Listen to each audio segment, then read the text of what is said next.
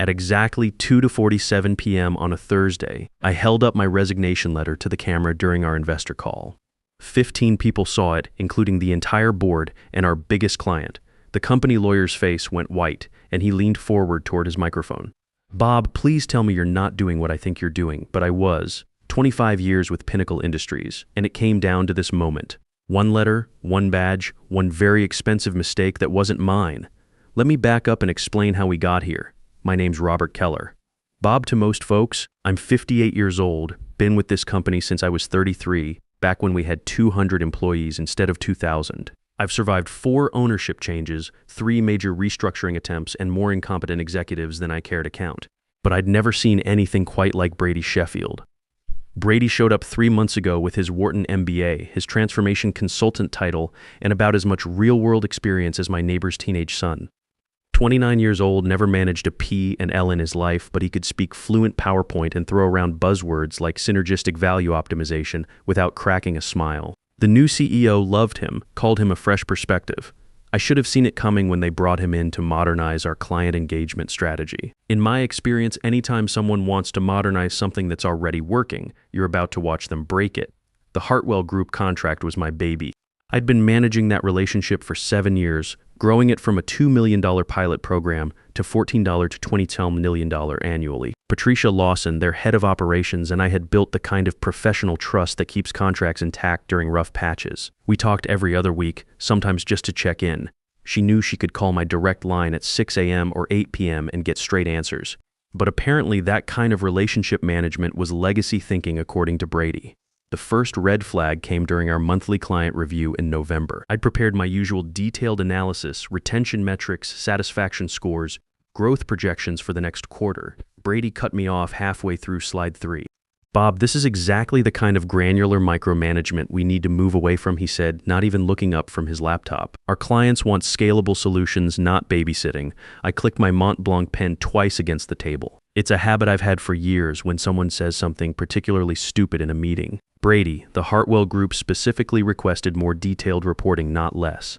I've already spoken with their procurement team. They're interested in our new automated service model. That was news to me. And it would have been news to Patricia, who'd never mentioned any interest in automation. In fact, she'd specifically told me 6 months earlier that Hartwell valued the personal touch in our service delivery. But Brady apparently knew better. Over the next 6 weeks, I watched him systematically dismantle everything I'd spent years building. Client meetings I'd been running suddenly had new attendees, junior analysts who couldn't tell a quarterly review from a quarterly report. My business development calls became optimization assessments led by consultants who'd never actually talked to our clients before. The breaking point came when Brady scheduled what he called an organizational realignment discussion with Patricia. I found out about it from my assistant, Sarah, not from Brady himself. Just a quick sync to streamline communication channels. He told me when I confronted him about it. "Nothing to worry about, Bob.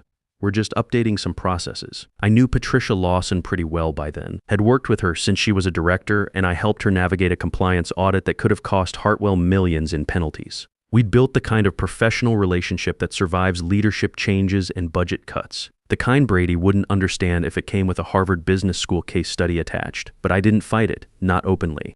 Instead, I did what I'd always done when dealing with corporate nonsense. I documented everything. Every email I wasn't copied on. Every meeting invite that mysteriously disappeared from my calendar. Every client interaction that got streamlined around me. I kept it all in a folder labeled succession planning. Because here's the thing about institutional knowledge, it's only valuable if the institution recognizes it has value. And increasingly, Pinnacle was making it clear that my 25 years of experience was considered more liability than asset.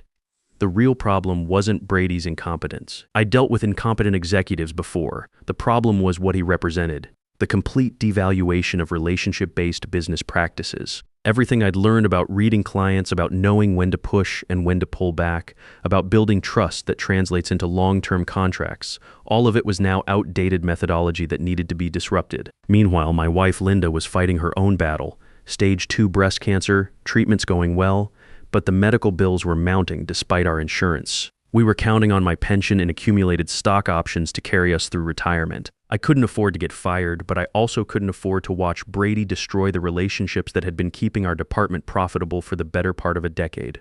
3 weeks before everything went sideways, Gary Hoffman from legal called me into his office. Gary and I went back 24 years minus he joined Pinnacle 6 months after me, and we'd weathered 3 different ownership changes together. When Gary closed his door and asked me to sit down, I knew something was wrong.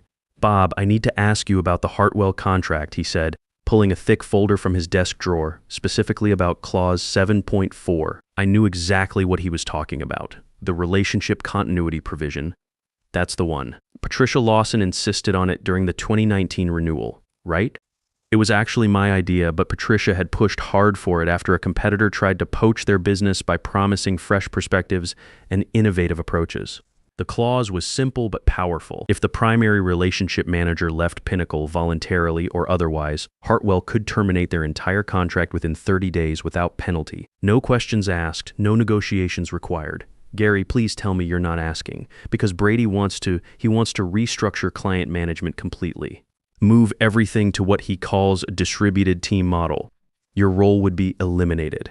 I clicked my pen 3 times, slow and deliberate. Distributed to who? Brady and his junior analysts. That's the plan. He's presenting it to the board next week. Has anyone actually explained Clause 7.4 to him? Gary's expression told me everything I needed to know. Nobody had bothered to read the contract they were about to violate. That night, I sat at my kitchen table with a cup of coffee and the original Hartwell contract spread out in front of me. Linda was already asleep. The chemotherapy sessions had been draining her more than she wanted to admit. I read every word of that contract like it was scripture, but I kept coming back to Clause 7.4. The language was crystal clear. Patricia and I had spent 2 weeks hammering out the details with our respective legal teams. Hartwell had been burned before by account managers who disappeared during critical project phases, leaving them scrambling to rebuild relationships from scratch. They wanted protection, and I'd given it to them. I just never thought I'd be the one triggering it. Over the next 2 weeks, Brady accelerated his timeline. Suddenly, I wasn't invited to client strategy meetings I'd been running for years. My quarterly business reviews became legacy documentation that needed to be transitioned to newer methodologies. When I asked Brady directly what my role would be in his new structure, he gave me the kind of smile you see on car salesmen and politicians. "Bob, we're going to leverage your institutional knowledge in a more strategic capacity. Think of it as a promotion." Translation. They were putting me out to pasture but didn't want to deal with the paperwork of actually firing me. The investor call was scheduled for Thursday, 2 p.m. Standard quarterly review with our 3 major institutional investors plus the board. I'd been running these calls for 6 years, walking through client metrics, contract renewals, pipeline projections. This time, Brady was listed as the primary presenter, with me noted as supporting participant. I joined the Zoom at 1:55 p.m. from my home office, camera off, microphone muted. 15 participants total minus both institutional investors, the full board, and Patricia Lawson from Hartwell. Having a client on an investor call was unusual, but not unheard of when they represented that much revenue.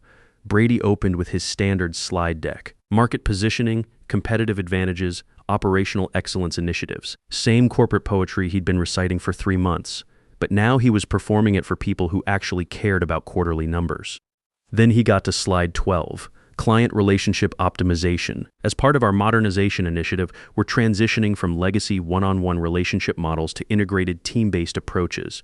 He announced with the confidence of someone who'd never actually managed a client relationship in his life. This will allow us to serve clients more efficiently while reducing overhead and creating scalable processes. That's when I saw Patricia's camera come on. She looked confused. Brady continued, clearly reading from his prepared script. For example, our Hartwell Group engagement is transitioning from individual relationship management to our new collaborative service model. This change will take effect at the start of next quarter, allowing for a seamless transition to more efficient service delivery. Patricia unmuted herself. "I'm sorry, Brady, but this is the first I'm hearing about any transition. We haven't approved any changes to our service structure."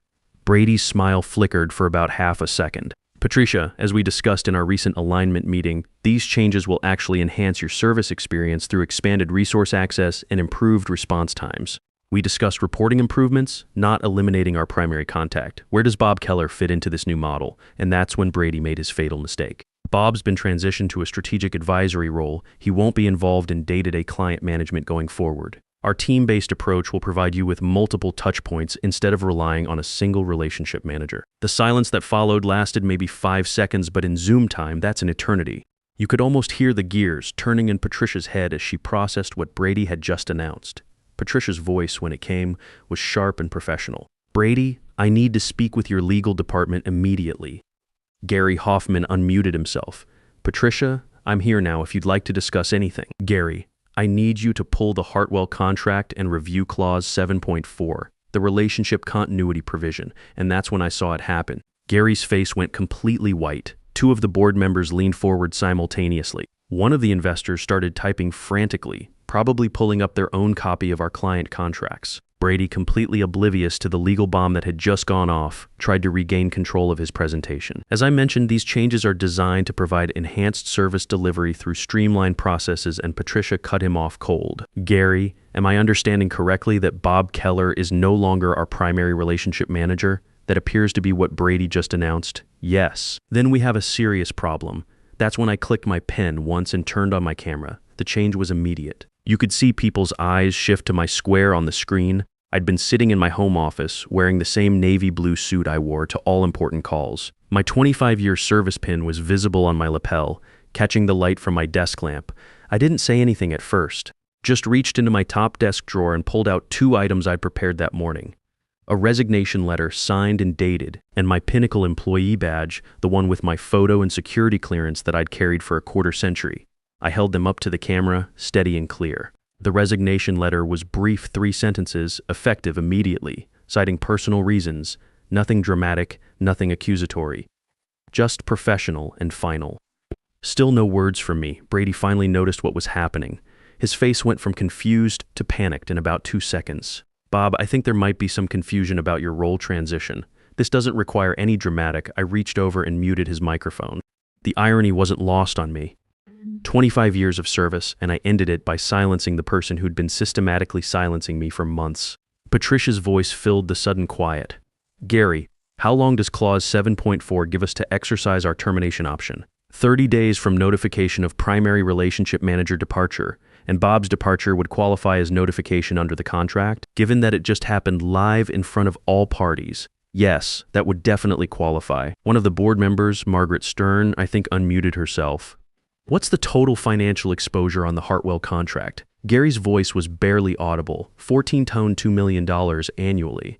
That's when the real chaos started. Multiple people trying to unmute at once, private chat messages flying across screens, cameras turning off and on as people tried to figure out what had just happened. Through it all, Patricia remained completely calm. I'll need to discuss this with our board, but I wanted everyone on this call to understand that Hartwell takes relationship continuity very seriously. We built our partnership with Pinnacle specifically around Bob's expertise and institutional knowledge. I finally unmuted myself. Patricia, it's been a privilege working with you and your team for the past 7 years. I'm confident you'll make the right decision for Hartwell's future. Then I clicked leave meeting and closed my laptop. The silence in my kitchen was deafening after 3 months of corporate noise. I sat there for a moment looking at the resignation letter and badge on my desk, then walked to the refrigerator and opened a beer. It was 3:15 in the afternoon, but I figured the occasion called for it. My phone started ringing within minutes. Gary Hoffman first, then Margaret Stern from the board, then Patricia directly. I let them all go to voicemail. Linda was at her treatment appointment, so I had the house to myself to process what I'd just done. The first voicemail was from Gary. Bob, please call me back immediately. We need to discuss options. The second was from Margaret. Bob, this is Margaret Stern. I think we may have had a miscommunication about your role transition. Please call me. The third was from Patricia. Bob, I wanted you to hear this directly from me. We'll be exercising clause 7.4. It's nothing personal. It's purely about contract compliance. Call me when you get this. I deleted all 3 messages and turned off my phone. Linda got home around 5 p.m., tired but in good spirits. The treatment was working, and her oncologist was optimistic about her prognosis. I made her a cup of tea and we sat on the back porch while I explained what had happened. You resigned? She asked. Not accusatory, just clarifying. I resigned. During a meeting with the board and investors, and our biggest client. And this client can cancel their contract because you resigned? They can, and they will. Linda was quiet for a long moment, processing. You feel good about this? I clicked my pen twice. I feel good about not having to watch Brady destroy everything I spent 25 years building. I feel good about not having to pretend that experience doesn't matter, and I feel good about showing them exactly what institutional knowledge is worth. What about your pension? The stock options? I'm vested. The pension doesn't disappear because I resigned. And honestly, after watching what Brady was doing to our client relationships, I'm not sure those stock options were going to be worth much anyway. The Hartwell termination notice arrived by email at 8:42 p.m. Formal PDF signed by their general counsel, citing Clause 7.4 and effective in 30 days per contract terms. 14.2 million in annual revenue, gone with a few mouse clicks. By the time Linda and I finished dinner, word was already spreading through the industry. My LinkedIn profile had 47 new connection requests, including messages from 3 different consulting firms and 2 former colleagues who'd left Pinnacle years earlier. The message that made me smile came from Patricia herself. Bob, we never wanted to leave Pinnacle. We just wanted to keep working with professionals who understood our business. When you're ready to talk, call me. I poured myself another beer and started reading through the consulting opportunities. For the first time in months, the future looked interesting. The next morning, I woke up to 23 missed calls and 67 unread emails. Word travels fast in the corporate world, especially when someone brings down a $14 million contract during a live investor call. The first call I returned was from Patricia. She answered on the second ring. Bob, I hope you know this wasn't personal, she said without preamble. But we couldn't ignore what just happened. I understand completely. You're protecting Hartwell's interests, just like you should. The board met last night. We're exercising Clause 7.4, but we want you to know the door's open if you land somewhere that can serve our needs. I appreciate that, Patricia, more than you know. The second call was from Tony Castellanos, a guy I'd worked with 15 years ago who now ran his own consulting firm. Bob, I saw what happened yesterday. Half the industry's talking about it. You available for lunch? By noon, I had 3 firm job offers and 2 more companies asking for preliminary discussions. The consulting world is smaller than people think, and my little Zoom performance had made the rounds. One firm offered me a senior partner track with full benefits and equity participation. Another wanted me to head up their client retention division. But the call that made me smile came from Sarah Martinez, CEO of a mid-sized firm called Nexus Partners. Bob, I've got a proposal for you. We're small, we're growing, and we need someone who knows how to build relationships that last. Interested in starting your own division? Meanwhile, Pinnacle was imploding. Gary Hoffman called me around 2 p.m., sounding like he hadn't slept. Bob, the board's in emergency session. They want to know if there's any way to salvage this. What's to salvage? Brady got what he wanted, modernized client management. Brady's been terminated. I wasn't surprised when. This morning, security walked him out at 9 a.m., and the Hartwell contract. Gone. Patricia's team submitted formal termination paperwork this morning. 30-day notice exactly as specified in Clause 7.4. Gary, you want some advice? Next time someone wants to restructure client relationships, maybe read the actual contracts first. The silence stretched for about 10 seconds. The board would like to discuss bringing you back. Different role, better compensation. I'm not interested, Bob. Please, we're talking about a lot of money here. Gary, I spent 25 years building those relationships. Not the company me. Patricia Lawson trusts me, not Pinnacle Industries. Janae Hartwell knows my voice when I call, not your company's automated phone system.